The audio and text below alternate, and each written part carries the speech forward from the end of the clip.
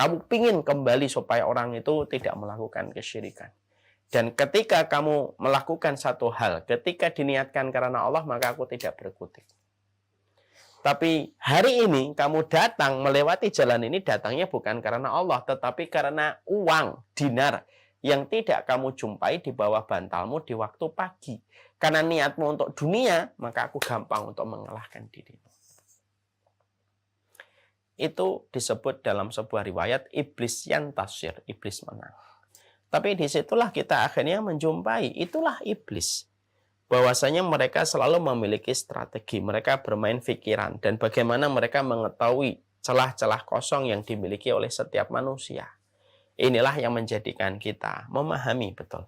Karena kita berada pada fase perjuangan yang sama, bagaimana kita mengalahkan bisikan setan yang terus mencoba untuk menggelincirkan kita dan mencerai-beraikan kita dari jalan kebenaran, maka mengalahkan itu harus dengan musuh. Mengalahkan itu harus dengan ilmu. Selamat datang di channel Tauhid Istiqomah. Semoga video ini bisa membawa berkah untuk kita semua. Amin. Alhamdulillah, tentunya senang sekali kita bersyukur kepada Allah Subhanahu wa taala atas seluruh nikmat yang Allah berikan kepada kita. Karena syukur itu memberi makna pada apa yang kita miliki, memberi esensi pada apa yang kita peroleh.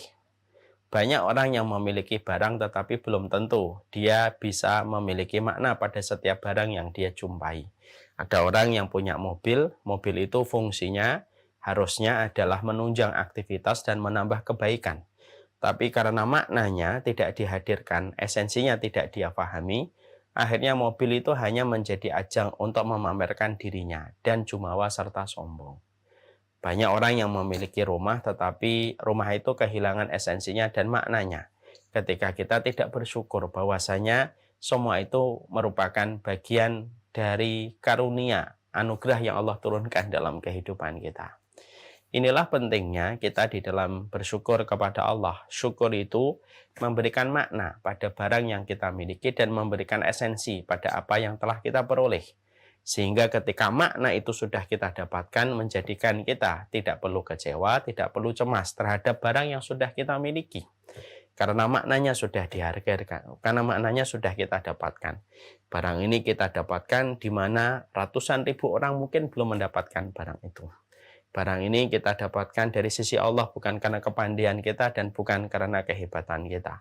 Dan akhirnya orang kalau dia bersyukur, maka tidak ada yang negatif pada apapun yang dia peroleh, kecuali apa yang karunia dia dapatkan menjadi kebaikan untuknya. Inilah yang menjadikan kita paham, syukur itu ibarat tali yang mengikat kuda supaya tidak kabur dari tempatnya. Makanya tidak salah kalau Imam Ibnu Qayyim, beliau berkata bahwasanya syukur itu disebut dengan hafid. Beliau menyebut orang yang bersyukur itu dengan panggilan hafid. Kenapa orang yang bersyukur beliau memberikan sifat keadaan disebut dengan hafid? Karena orang yang bersyukur itu dia menjaga karunia Allah, menjaga anugerah yang Allah berikan pada kehidupan mereka. Karena maknanya dia peroleh, esensinya dia dapatkan. Dan sesungguhnya karunia ini tidak akan pergi kemana-mana selama yang mendapatkan karunia itu dia bersyukur kepada Allah Subhanahu wa taala. Makanya kalau boleh saya sampaikan, ilustrasi syukur itu kayak tali yang mengekang kuda. Karena kuda itu mudah untuk kabur, pergi dari tempat, dari sisi kita. Maka sesungguhnya syukur itu talinya, supaya apapun yang sudah Allah anugerahkan, apapun yang sudah Allah karuniakan kepada kita, tidak pergi, tidak menguap, tidak kehilangan makna pada apa yang telah kita peroleh di sisi Allah. Dan inilah yang menjadi harapan. Kenapa kita harus senantiasa mengingatkan diri kita untuk bersyukur kepada Allah. Jangan hanya bersyukur pada yang banyak, tetapi bersyukurlah pada sesuatu yang sedikit, walaupun hanya seteguk air yang kita peroleh dan kita dapatkan.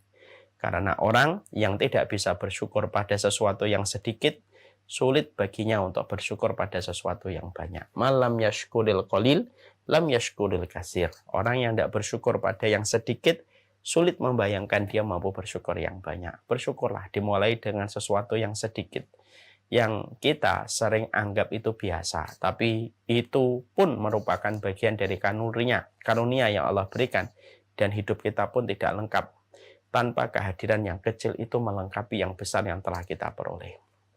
Semoga senantiasa kita bersyukur. Dan syukurnya kita bukanlah syukurnya orang kapitalis, bukan syukurnya kalangan materialisme, yang baru bersyukur kalau sudah sesuai ekspektasi yang diinginkan oleh perasaan kita. Syukur itu tidak perlu menunggu ekspektasi kita terpenuhi. Syukur itu adalah kapanpun itu. Karena apapun yang kita peroleh pada karunia yang Allah berikan kepada kita, itu semuanya merupakan bagian yang datang dari Allah. Kepada Allah kita bersyukur dalam setiap urusan kehidupan kita. Seluruh para santri dan para santriwati yang semoga Allah rahmati. Salah satu di antara konsekuensi kita di dalam kita beriman, Allah terangkan di dalam surat Al-An'am 112. Wa kadzalika ja'alna likulli nabiyyin aduwan syayatinal insi wal jinni yuhi ba'duhum ila ba'din zuhrufal qawli ghurura. Allah menyampaikan pada surat Al-An'am 112. Kami telah jadikan setiap para nabi dan orang-orang yang mengikuti para nabi, mereka pasti memiliki musuh, aduwan syayatinal insi wal jinni, yang mana mereka itu saling membisikkan ya antara setan manusia dengan setan jin, dan mereka melakukan berbagai macam upaya ketika mereka telah dinobatkan oleh Allah menjadi musuh bagi orang yang beriman. Ini Allah yang nerangkan, bukan kita. Allah sudah menerangkan setiap para nabi dan orang yang mengikuti para nabi dijadikan bagi mereka itu musuh. Musuhnya itu adalah setan dari kalangan jin dan kalangan manusia, yang mana aktivitas yang mereka lakukan itu adalah yuhi ba'duhum ila ba'din zuhrufal qawli ghurura. Mereka saling membisikkan, mereka saling mewartakan antara satu dengan yang lainnya perkataan-perkataan yang indah supaya mempesona dan supaya memperosokkan kita kepada kebatilan yang mereka inginkan. Disinilah kita akhirnya mendapati bahwasanya perjalanan kita menuju kepada Allah, karena ini kan perjalanan kita menuju kepada Allah.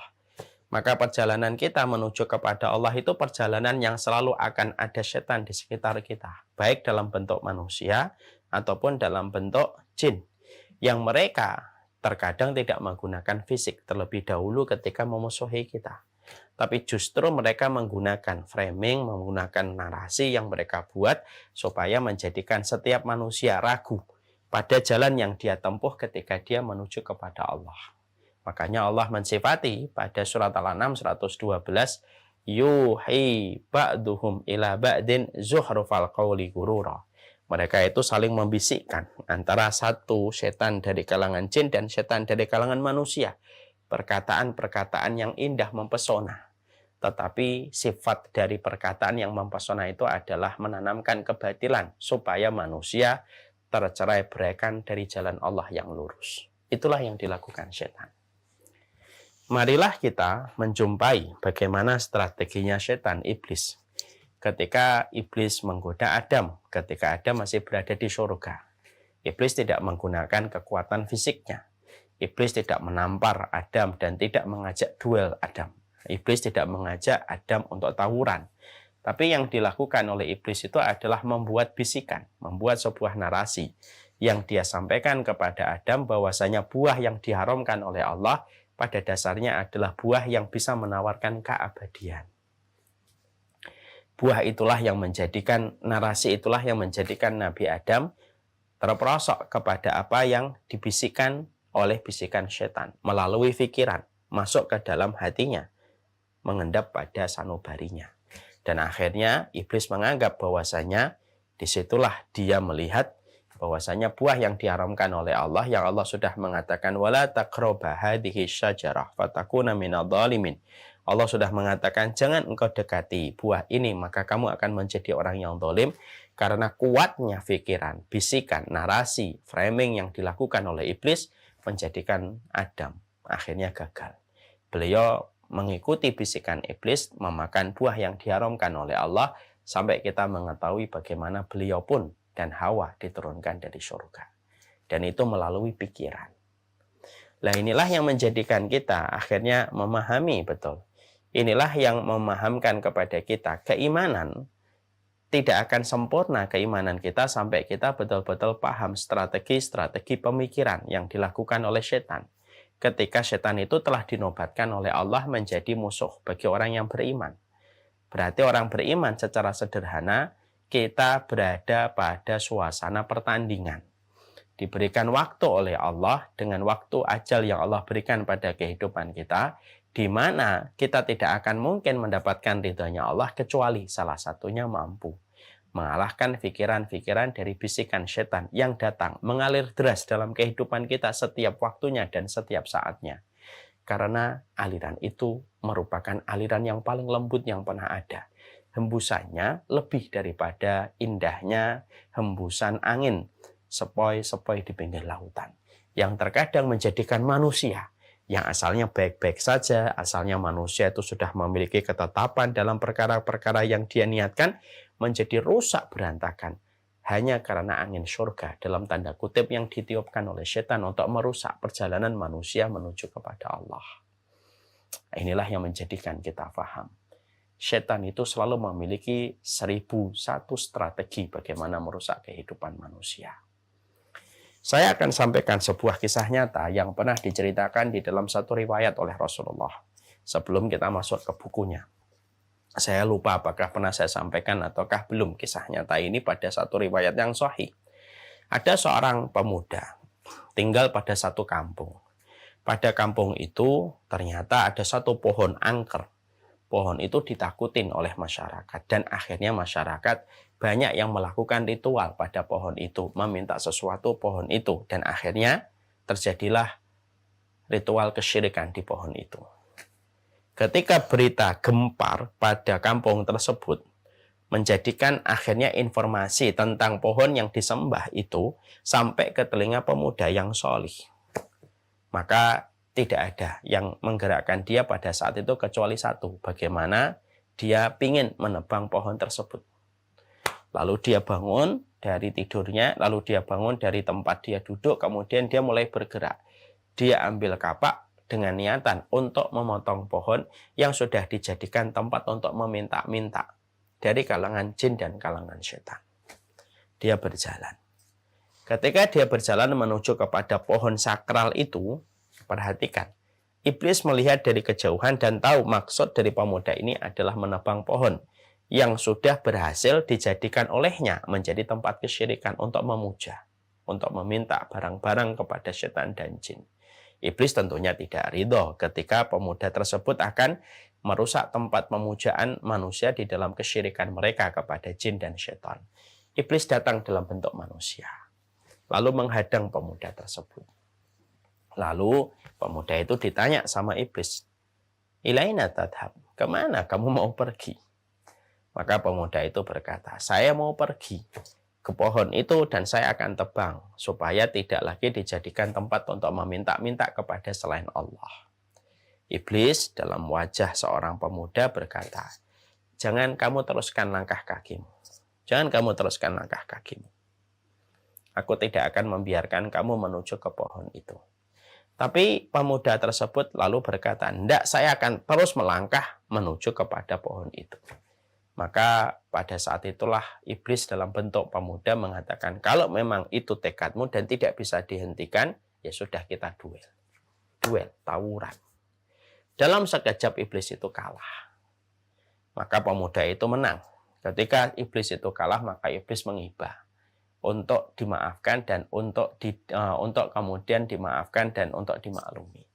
Lalu iblis itu berkata, "Mas, kalau bahasa percakapan kita, jangan diteruskan jalan ke pohon itu. Sudah, pulang saja. Aku kasih kompensasi.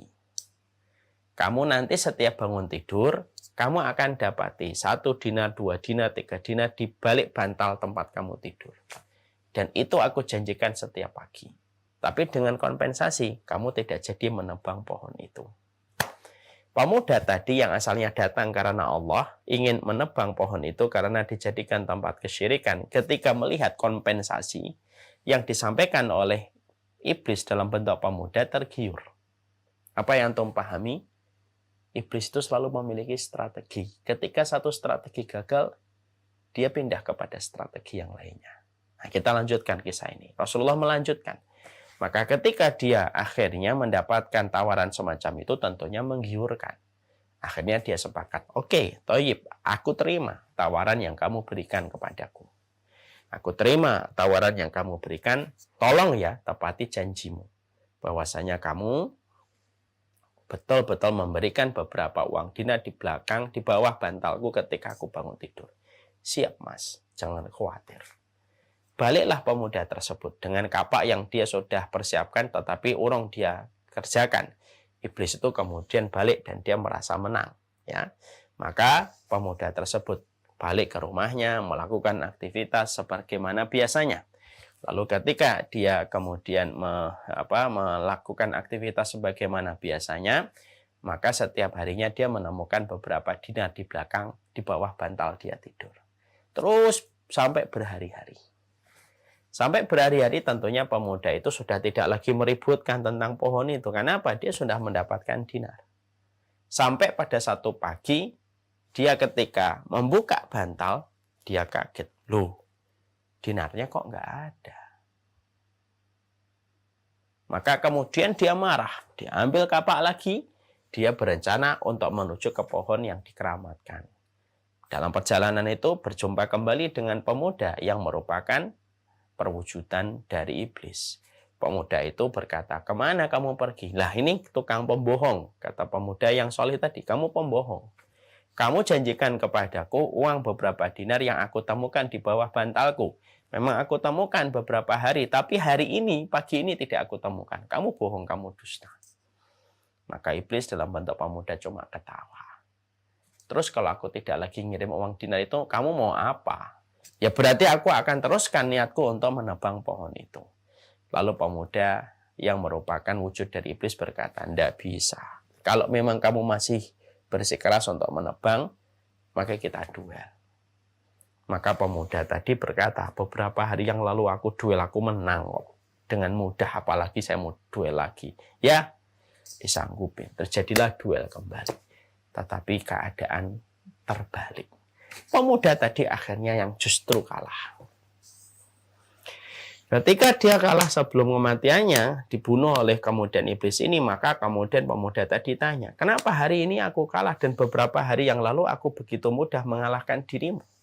Maka iblis dalam bentuk pemuda berkata, karena beberapa hari yang lalu kamu datang melewati jalan ini dan ingin pergi ke pohon itu, tidak ada yang menggerakkan langkah kakimu kecuali adalah Allah. Kamu ingin kembali supaya orang itu tidak melakukan kesyirikan. Dan ketika kamu melakukan satu hal, ketika diniatkan karena Allah, maka aku tidak berkutik. Tapi hari ini kamu datang melewati jalan ini, datangnya bukan karena Allah, tetapi karena uang, dinar, yang tidak kamu jumpai di bawah bantalmu di waktu pagi. Karena niatmu untuk dunia, maka aku gampang untuk mengalahkan dirimu. Itu disebut dalam sebuah riwayat iblis yantasir, iblis menang. Tapi disitulah kita akhirnya menjumpai, itulah iblis. Bahwasanya mereka selalu memiliki strategi, mereka bermain pikiran, dan bagaimana mereka mengetahui celah-celah kosong yang dimiliki oleh setiap manusia. Inilah yang menjadikan kita memahami betul. Karena kita berada pada fase perjuangan yang sama, bagaimana kita mengalahkan bisikan setan yang terus mencoba untuk menggelincirkan kita dan mencerai-beraikan kita dari jalan kebenaran, maka mengalahkan itu harus dengan musuh.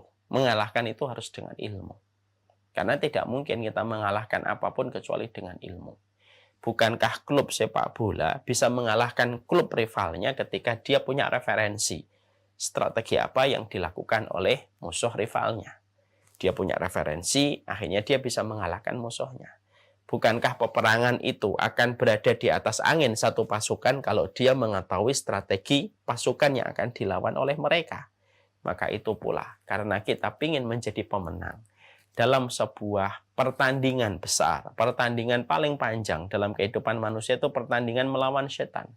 Karena kita berada pada gelanggang dan arena yang sama, yaitu adalah melawan setan.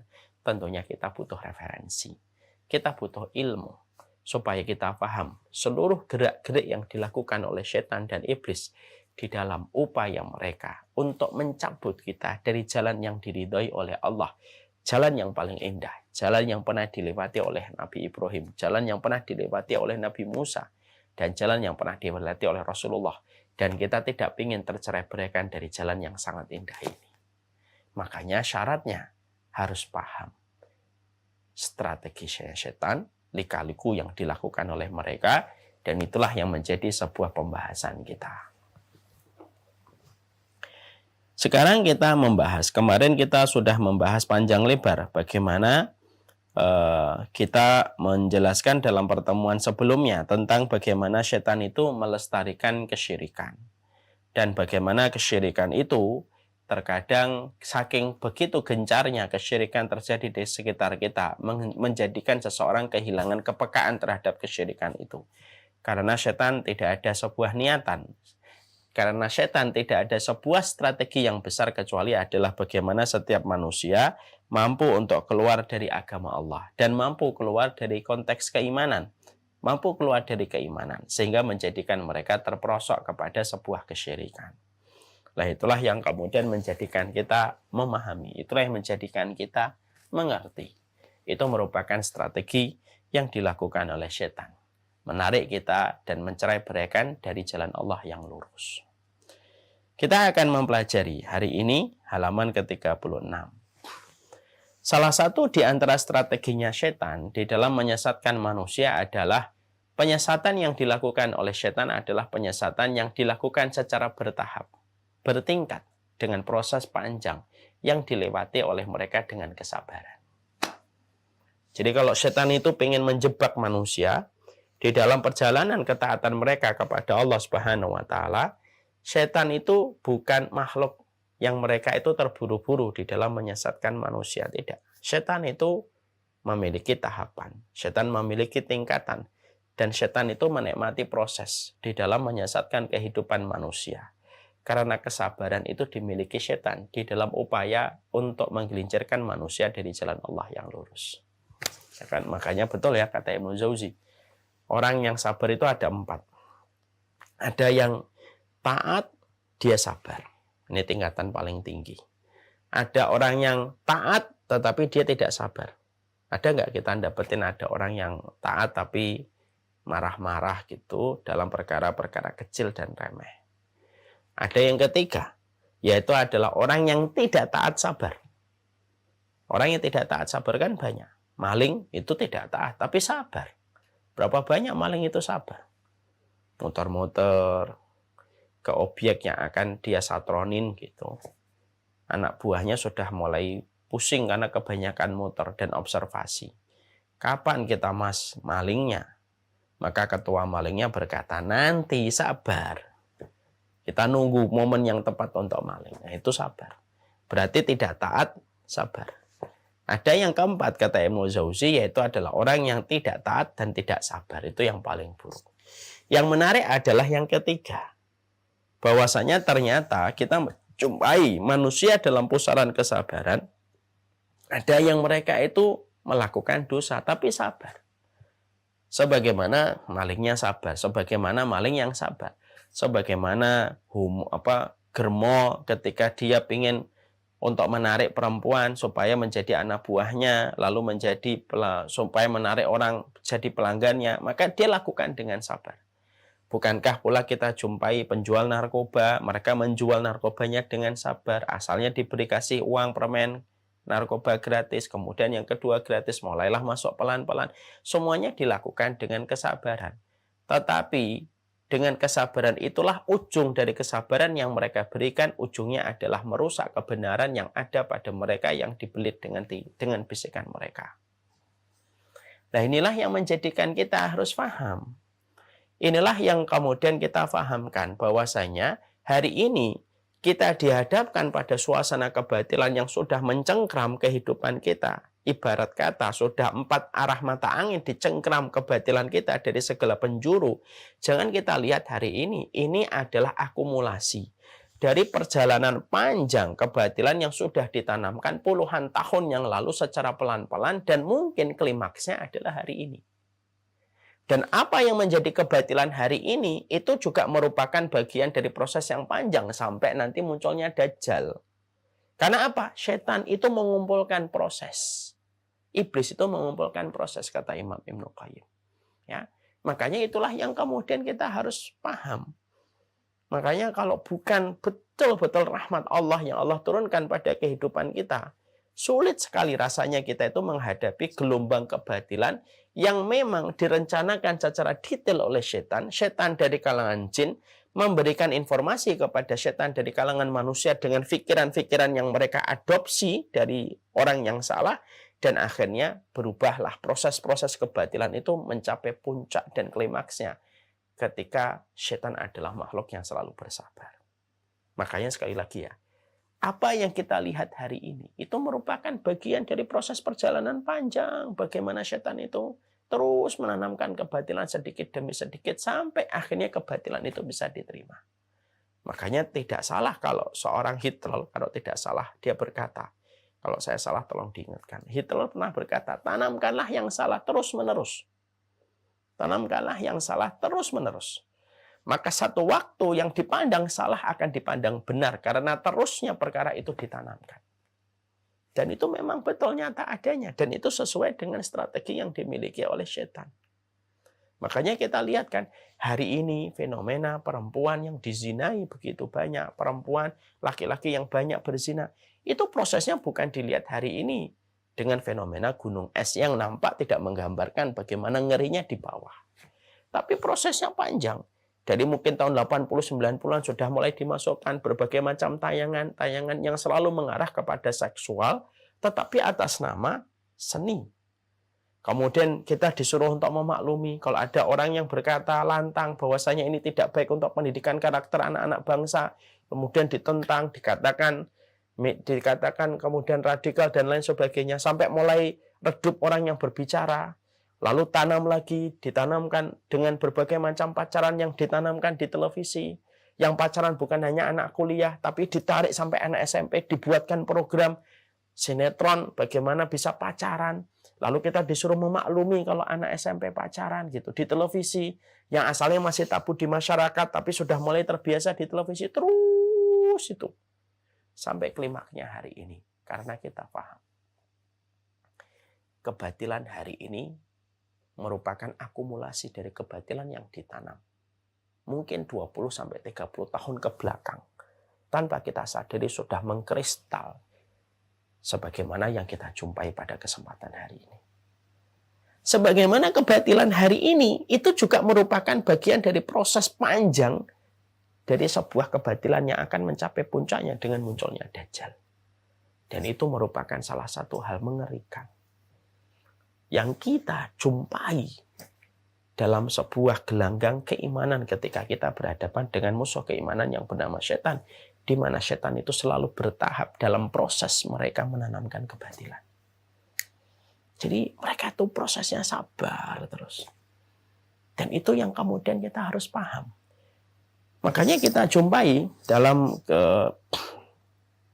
buku kita mendapatkan bahwasanya Ibnu Jarir dan Imam Ibnu Katsir di halaman 37 menyebutkan ketika disebutkan surat Al-Hasyr ayat 16 dan 17. Mari kita baca. Kama salis syaiton id qala lil insani kfur falamma kafara qala inni bari'um minka inni akhafullaha rabbal alamin.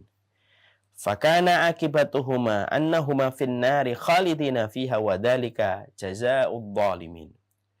Bujukan orang munafik itu seperti bujukan setan. Ketika dia berkata kepada manusia, kufurlah kamu, kepada Allah itu kufur aja. Itulah bisikan setan setiap hari, setiap waktunya itu supaya kita kufur.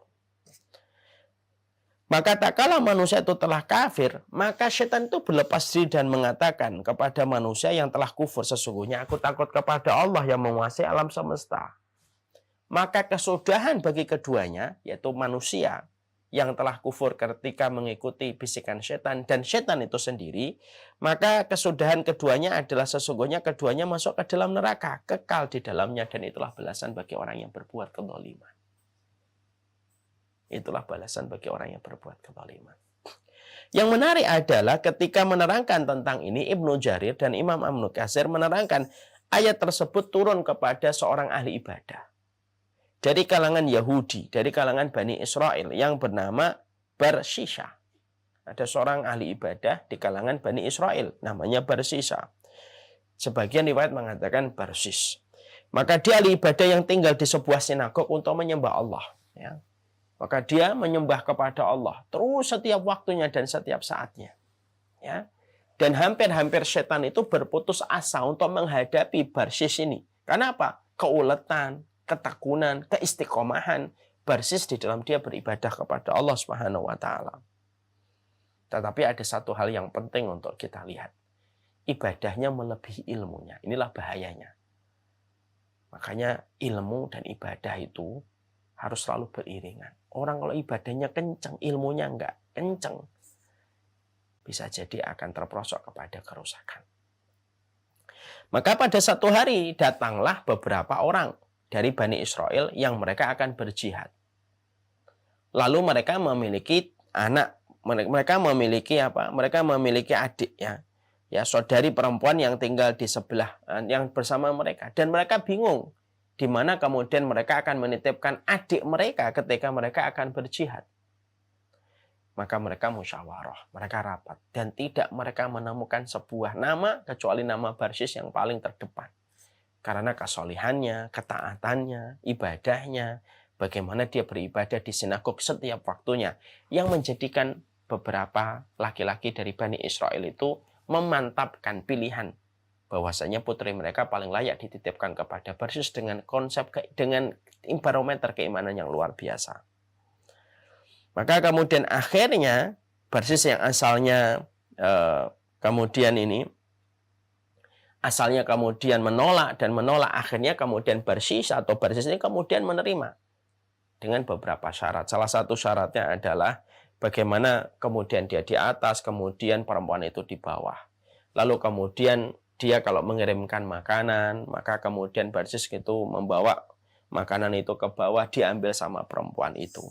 Sampai kemudian beberapa saat, lalu akhirnya setan itu membiarkan bahwasanya dia menjaga dirinya. Sampai pada satu waktu, setan membisikkan kembali kepada Barsisa, bahwa kamu sapa, kan dia perempuan yang berada pada jaminanmu, maka sapalah, mungkin dia kesepian. Akhirnya diketok pintunya, akhirnya disapa. Dari sapaan, setan membiarkan beberapa saat, kemudian datang lagi kepada Barsisa, lalu mengatakan, cobalah kamu ngobrol dengan perempuan itu. Akhirnya dia ngobrol, terus pelan-pelan banget.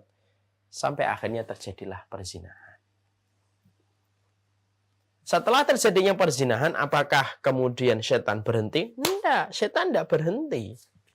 Setan tidak berhenti untuk menancapkan kuku-kukunya ketika sudah mendapati Barsis yang asalnya ahli ibadah, tekun di dalam sinagog, menyembah kepada Allah sebelum datangnya Rasulullah ini. Maka kemudian yang asalnya tekun dia beribadah, setelah dia berzina, apakah setan langsung selesai dengan apa yang mereka lakukan? Tidak. Setan kemudian membisikkan kembali kepada Barsis. Kamu sudah bunuh, sudah sembunyikan di salah satu di antara rumahmu. Maka digalilah sebuah lubang, ditanam, dikubur perempuan tersebut. Maka setelah kemudian dia perempuan tersebut ditanam, dikubur, lalu datanglah ke saudara-saudara mereka, kakak-kakak mereka yang datang untuk menjemput adik mereka. Barsis kemudian dibisiki lagi oleh setan, bohong, katakan adik kalian itu kabur. Lalu Barsisa mengatakan, adik kalian kabur, tidak kuat tinggal di sini. Tiga pemuda tersebut akhirnya mempercayai karena mereka tidak pernah mendapatkan track recordnya seorang Barsis kecuali adalah kebaikan. Pulang mereka berencana untuk mencari ke seluruh penjuru negeri, mencari keberadaan adik mereka. Ketika mereka tidur, setan berpindah dari Barsisa, dia pindah kepada pemuda-pemuda dari Bani Israel. Lalu kemudian setan berkata, adik kalian tidak kabur. Adik kalian itu kemudian masih ada, dibunuh, ditempatkan dan dikubur di salah satu pojok ruangan rumahnya. Maka galilah salah satu pojok ruangan ke rumahnya ketika Barsisa itu pergi. Maka laki-laki ini, tiga pemuda ini yang asalnya mereka tidak terlalu memperdulikan mimpinya, sampai beberapa kali mereka mimpi yang sama dan akhirnya mereka mulai penasaran. Mereka mengendap-endap. Ketika Barsisa pergi, mereka masuk ke dalam rumahnya, dalam sinagog itu, Maka mereka gali sebuah tempat yang mereka jumpai di dalam mimpi yang sebenarnya itu merupakan pemberitahuan dan bocoran dari syaitan. Digali dan ternyata memang betul ada jasad adik mereka. Marahlah beliau dan marahlah orang-orang yang kemudian ada di kampung tersebut. Disyaratlah bersisa, dipukuli, disiksa. Sampai akhirnya ketika dia berada pada rasa sakit yang begitu tiada terperi, pada saat itu setan datang kembali. Memberikan satu bisikan. Sudah, kufurlah kamu. Nanti aku bebaskan kamu dari semua rasa sakit yang kamu jumpai dan kamu dapatkan. Pada saat itulah Barsisa berkata, aku kufur kepada Allah. Pada saat itulah ajalnya datang dan dia meninggal dunia. Dalam kondisi murtad ketika kufur kepada Allah. Apa pelajaran yang kita jumpai? Inilah betapa dosa itu dirangkai pada satu kerikil yang berubah menjadi gunung kemaksiatan. Zina bermula dari rasa pesona ketika dibungkus dengan rasa suka. Dirangkai dalam sebuah tindakan untuk berjumpa. Perjumpaan terjalin. Lalu mengalirlah pembicaraan. Pembicaraan itu dirangkai dengan keindahan yang ditiupkan oleh setan menjadi sebuah keterpesonaan hati. Dibuatlah, terjadilah apa yang terjadi perzinahan. Dan itu selalu bermula dari sesuatu yang ringan.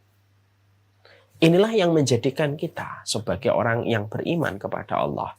Ketika kita menjumpai tentang apa yang kita dapatkan pada riwayat ini, menunjukkan kepada kita bahwasanya betul-betul selembut itulah dan sesabar itulah setan di dalam menggiring setiap kesesatan dan setiap kebatilan pada konteks kehidupan manusia. Dan hanya orang beriman yang memiliki basirah, hanya orang yang beriman yang memiliki cara pandang yang begitu jauh sampai dia mampu melihat bahwasanya ini merupakan bagian dari strategi setan. Makanya kehidupan kita ini butuh orang-orang yang betul-betul solih dan taat kepada Allah. Kenapa? Karena tidak ada yang bisa sensitif terhadap kerusakan yang ditimbulkan setan itu kecuali orang yang berilmu. Kecuali para ulama yang hanif di dalam kehidupan mereka.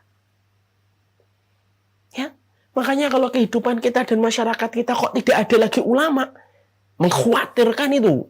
Makanya betul, Allah itu kalau sudah ingin untuk menimpakan keburukan kepada satu kaum, dimatikan ulamanya satu persatu. Kenapa? Karena ulama ketika dimatikan, satu, tidak ada lagi yang memberikan petunjuk kecuali orang yang bodoh. Yang kedua, salah satunya apa? Kalau ulamanya sudah dimatikan, tidak ada lagi yang sensitif terhadap semua strategi yang dipakai oleh setan ketika ingin untuk menghancurkan kehidupan manusia. Karena yang sensitif dan paham tentang semua alur yang dibuat oleh setan itu siapa? Hanya orang yang takut kepada Allah yang paling tahu bagaimana setiap anak tangga yang dibangun oleh setan dalam proses yang panjang. Ya, makanya Masya Allah, inilah yang kemudian menjadikan kita akhirnya betul-betul menyadari apa yang kita harus lakukan, Ustaz. Memahami strateginya setan yang luar biasa. Bagaimana kesabaran mereka, menikmati prosesnya mereka dalam setiap apa yang mereka lakukan dan apa yang mereka kerjakan. Maka kemudian ini memberikan kepada kita banyak insight. Yang pertama, jadilah orang yang sabar dalam ketaatan. Ketika kamu menjumpai setan itu aja sabar dalam kebatilan. Sabarlah di dalam jalan dakwah. Sebagaimana sabarnya setan di dalam jalan kemungkaran ketika ingin untuk mencabut manusia dari jalan kebenaran. Kalaulah setan aja mampu bersabar dalam prosesnya dan mampu menikmati proses dalam setiap kebatilan yang mereka canangkan dan mereka bisikkan pada kehidupan manusia. Loh, orang itu ketika di atas jalan ketaatan itu harusnya malu kalau di dalam jalan ketaatan itu dia tidak sabar. Hanya masalah sepele, hanya masalah remeh, hanya masalah prasangka, hanya masalah dunia kemudian menjadikan dia lupa terhadap tujuan perjalanan kehidupan dia di dalam ketaatan. Itu yang pertama. Yang kedua, ketika kita menghadapi betapa sabarnya setan di dalam membangun ini, maka berlindunglah kepada pemilik setan yang mampu menaklukkan setan. Siapa? Allah. Mintalah perlindungan dari khutuwati syaitan.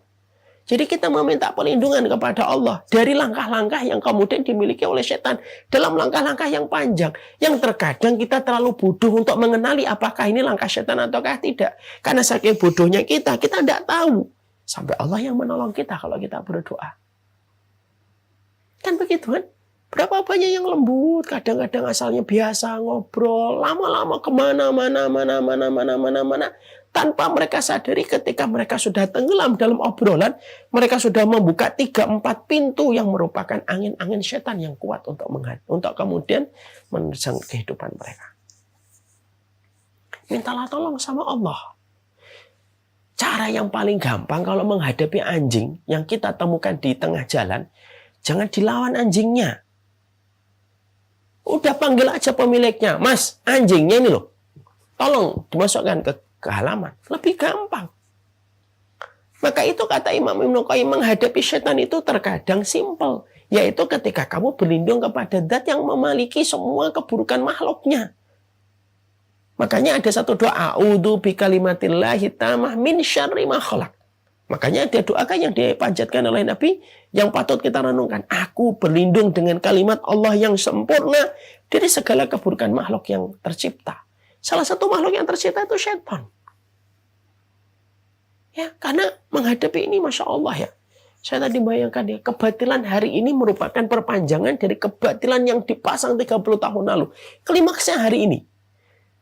Ya, apa yang menjadi hari ini juga merupakan bagian dari perjalanan tabungan untuk kebatilan klimaks untuk di masa mendatang menyambut datangnya Dajjal. Maka mintalah perlindungan sama Allah. Karena orang yang berlindung kepada Allah setiap waktunya dan setiap saatnya, dia akan mendapati Allah adalah zat yang tidak pernah menyia-nyiakan dan tidak pernah mengecewakan permintaan dari hambanya. Yang kedua. Yang ketiga. Ya. Belajarlah dari kisah basis. Ilmu itu yang akan menjelaskan berbagai macam makarnya setan. Makanya tadi kita menjumpai dalam satu riwayat yang dijelaskan oleh Ibnu Jarir. Mari kita baca. Ada satu paragraf yang bagus banget. Ya. Di halaman 37. Bagi yang memiliki buku PDF-nya dilihat. Ibnu Jarir dan Ibnu Katsir menyebutkan ayat tersebut diturunkan berkenaan dengan seorang ahli ibadah dari kalangan Bani Israel yang bernama Barsisha atau Barsis. Dia seorang ahli ibadah yang tinggal di sinagog. Hanya saja semangat ibadahnya itu melampaui kemampuan ilmunya. Karena disinilah kita apa? Berarti ilmulah yang akan membangun basirah. Jadi ketika kita beribadah doang tapi tidak punya niatan untuk belajar, untuk fokus, konsentrasi belajar, hanya beribadah tok. Keutamaan orang yang berilmu di atas orang yang beribadah, itu keutamanya tidak bisa disamakan. Kan sudah sering saya sampaikan, berulang-ulang. Kematian orang yang berilmu itu lebih disenangi oleh setan daripada kematian 1000 ahli ibadah. Kadang-kadang banyak di antara kita ibadahnya bagus, tapi semangat keilmuannya itu tidak diiringi. Akhirnya apa? Akhirnya dia menjadi orang yang mudah dipatahkan setiap apa yang dia lakukan ketika setan datang. Dengan berbagai macam hal yang tampaknya manis seakan-akan itu dari surga. Padahal itu bagian dari neraka. Dan itu tidak bisa ketahuan kecuali dengan ilmu. Makanya ilmu terstruktur, ngaji. Makanya saya selalu sampaikan kepada tim, saatnya mengentaskan umat dari kebodohan dan mereka menikmati ilmu terstruktur, tersistematik. Itu cita-cita saya. Jadi belajarnya tidak boleh puzzle-puzzle, potongan-potongan, terus tidak bisa kayak gitu. Karena yang kita hadapi itu strateginya setan yang sudah luar biasa. Mereka itu terus melakukannya setiap waktu, mereka try and error, dan ketika mereka mendapatkan kegagalan, mereka perbaiki teori itu ke depannya. Dan itu tidak bisa dilewati kecuali dengan ilmu. Belajarlah dari Barsisha. Dia ibadahnya melebihi jauh daripada ilmunya. Akhirnya dia mudah untuk ditaklukkan oleh setan. Orang yang berilmu diiringi ibadahnya. Terciptalah basirah. Terciptalah basirah pada dirinya. Dia tahu ini benar, ini salah. Ini maksudnya begini, ini maksudnya begini. Dia tahu kapan bicara, kapan tidak perlu bicara. Dia tahu kapan bicara, kapan sesuai dengan kondisi untuk tidak bicara. Kapan menghadapi sesuatu itu dia mengerti ketika memahami basicnya ilmu. Karena orangnya ahli ibadah doang, tapi tidak punya ilmu. Kesesatan yang dia bisa peroleh jauh lebih besar daripada dia berilmu dan beribadah. Inilah yang kita pelajari hari ini. Kita belajar dari seorang yang mati dalam kondisi murtad, walaupun dia dulunya secara histori adalah orang yang sangat beribadah kepada Allah, bersisa. Sebagian riwayat mengatakan, kenapa bersisa sampai kemudian dia bisa menjadi murtad, Ustaz? Sebagian riwayat mengatakan karena bersisa sombong di dalam ibadahnya kepada Allah. Sampai akhirnya dia mendapatkan apa yang dia peroleh. Wallahu a'lam bishawab. Inilah yang kemudian menjadikan kita memahami setan itu luar biasa. Penyesatannya luar biasa. Hanya kepada Allah kita menggantungkan harapan dan pertolongan serta perlindungan.